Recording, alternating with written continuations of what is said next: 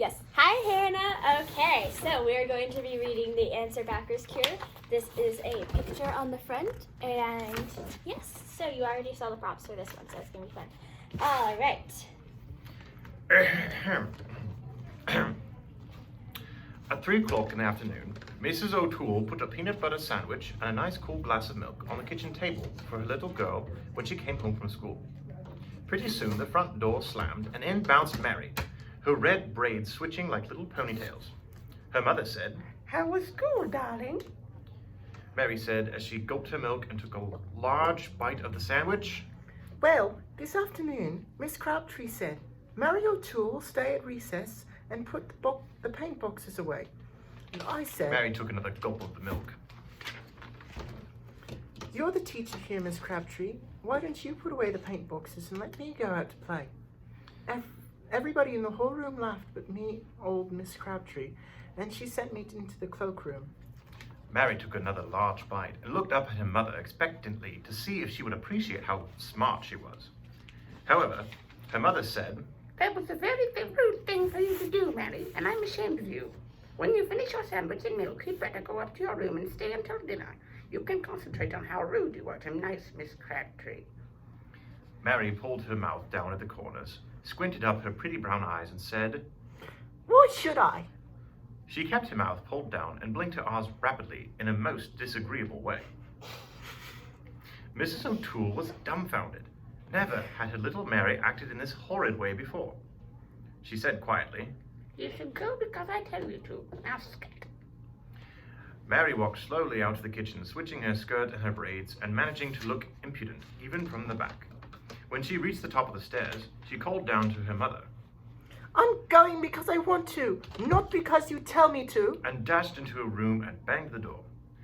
That night at dinner, Mary was quite normal, but after dinner, her daddy said, "Scoot the dishes off the table, William. Your mommy's tired." and as dear little Wian, instead of jumping up and doing what she was told, pulled her mouth down until she looked like a sad jack-o'-lantern, squinted up her eyes and said, "I'll do it because I want to, not because you tell me to. Anyway, you eat here. Why don't you clear the table?" and she blinked her eyes rapidly. Her father looked as though he might be going to give her a spanking, but then he noticed that it was time for the news, so instead he went into his study, turned on the radio, and lit his pipe. Mary did clear off the table, and she dried the dishes, but she kept blinking her eyes and muttering. The next morning, her mother said, Please hurry with your "Please hurry with your breakfast, Mary. The children are waiting and you'll make them late for school." Mary pulled her mouth down and began blinking. She said, "I'm the one that's eating this breakfast, madam." she pronounced it matam, as you could see. Mary's mother sighed and said, "If you only knew how unattractive you look when you talk like that, you would stop right now." Mary mumbled something under her mush, then grabbed her sweater and slammed out the front door. Mrs. O'Toole went to the telephone and called her friend, Mrs. Ragbag. She said, "Hello, Mrs. Ragbag." "Hello, Miss Ragbag. Have you noticed any change in Wait, James, hold my lately?" phone. Thank you. Well, no, I can't say I have, Mrs. O'Toole. She seems to be studying hard in school, and she eats and sleeps well. Have you noticed anything wrong with her? Mrs. O'Toole said, "No, it is not Caterpillar I'm worried about. This is Mary. Yesterday afternoon, she came home from school and she seemed perfectly normal and she looked all right. But she told me how very impudent she had been in school. I punished her, of course. In fact, I sent her to her room to stay until dinner. But she was impudent to me. She was rude to her father, too. I just cannot understand it. I thought perhaps all the children were acting this way. She pulls down her mouth, squints up her eyes, and blinks. She looks hideous." Thank you very much, Mrs. Ragbag.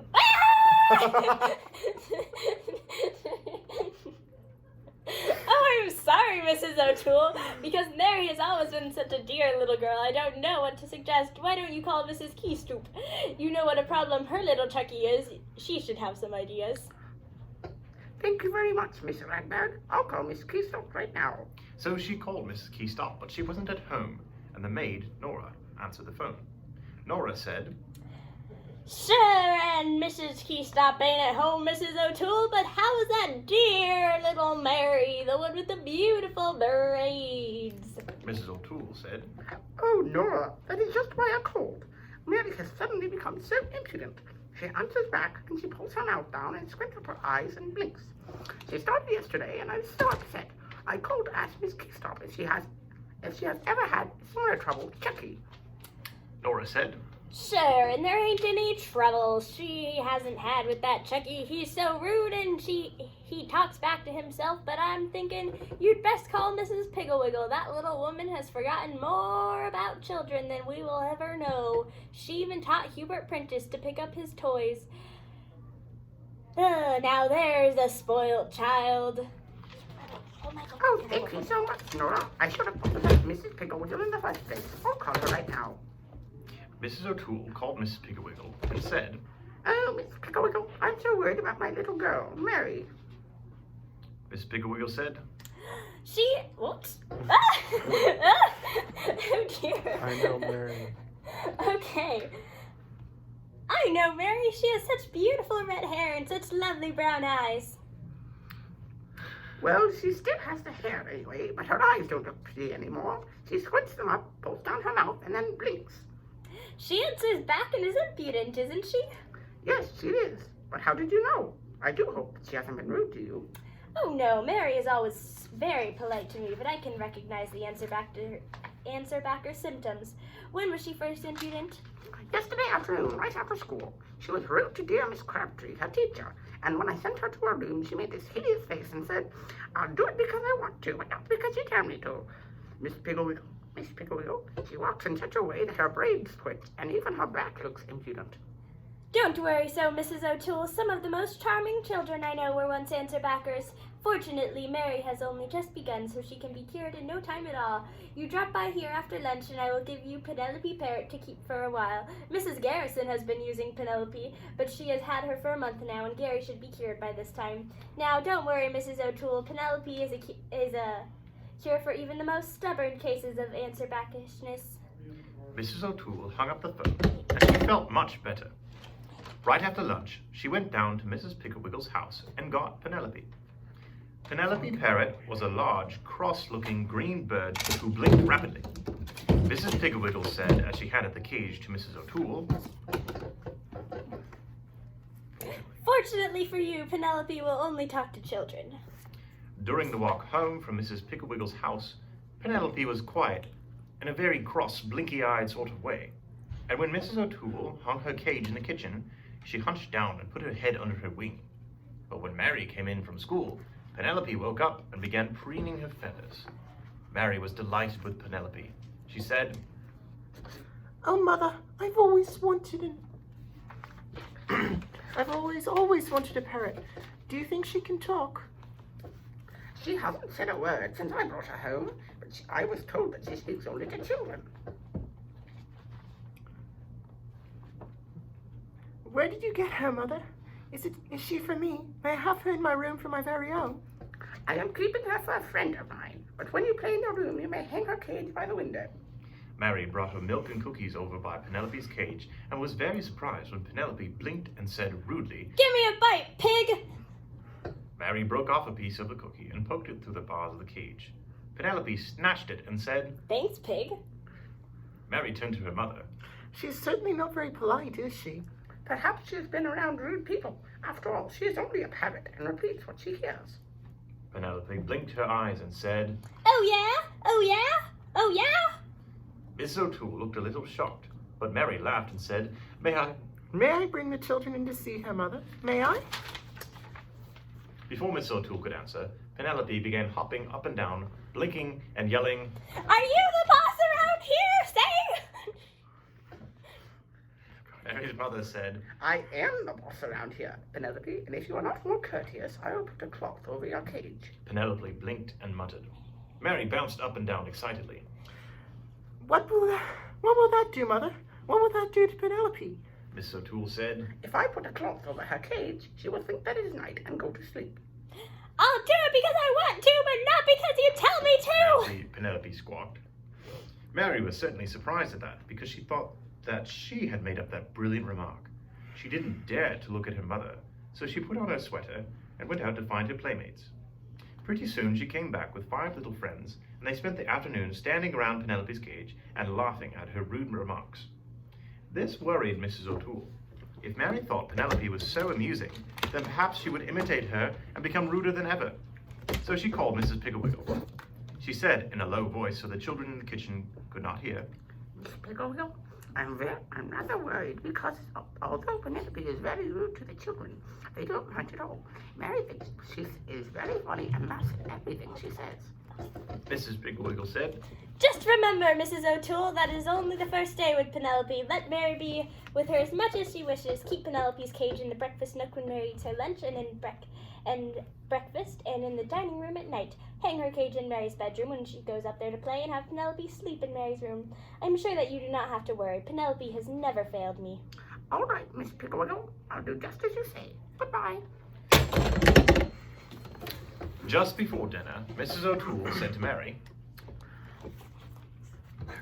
Mary, dear, send your little friends home now. It is time for you to set the table. Mary turned to her mother and began pulling down her mouth, squinting her eyes and blinking. But before she could say a word, Penelope yelled out. What? Okay, there we are. Say, who's the boss around here? Who's the boss around here? Who's the boss anyways? Mary's mother quickly put a cloth over her cage, politely asked the children to leave, and sent Mary in to set the table.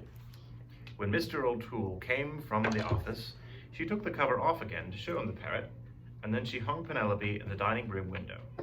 After dinner, Mary's daddy said, Up on your toes, Miss Molly O'Toole, and scoot the dishes out to the kitchen.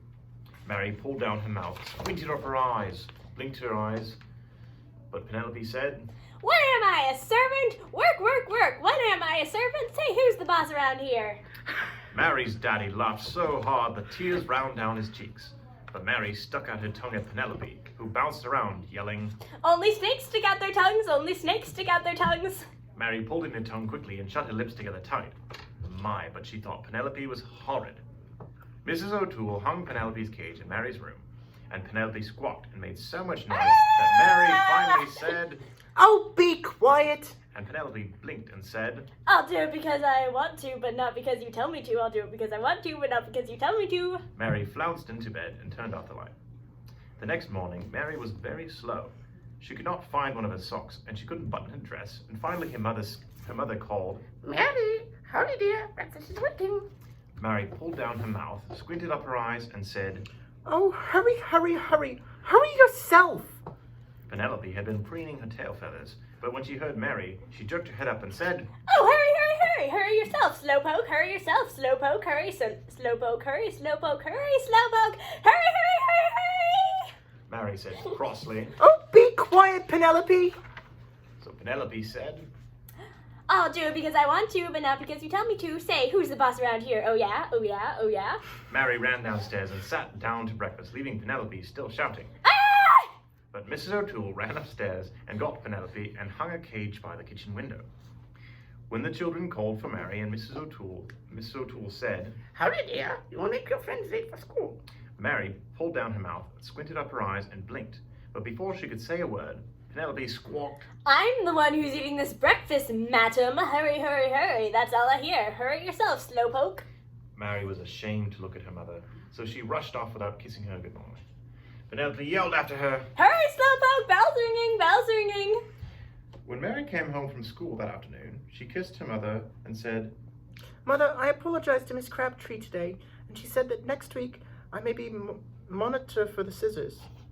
Penelope yelled. Who said so? Who said so? Who said so? Who's the boss? Who's the boss? Mary turned to Penelope and said, You're a very rude bird. If you don't hush right now, I will put a cloth over your cage. Penelope blinked and said, Hush, hush, hush. That's all I hear. I'll do it because I want to, but not because you tell me to. I'll do it because I want to, but not because you tell me to. Who's the boss here anyways? Mary's mother said, I am the boss, and I think it's time you went home, Penelope. Mary, would you like to return Penelope to Miss Piggle? Oh, yes, Mother. And may I stay and play? I think you had better come home and practice. Your music lesson is tomorrow, you know. Mary started to draw down her mouth, squint up her eyes, and blink. But suddenly she looked at Penelope, and so she turned up her mouth, opened her eyes and smiled. She said, All right, Mother. I'll come right home after I return that brood Penelope. the end. All right. Sorry we had some technical difficulties this week. I forgot a lot of my lines. But we love you, Hannah. Hope you're doing good.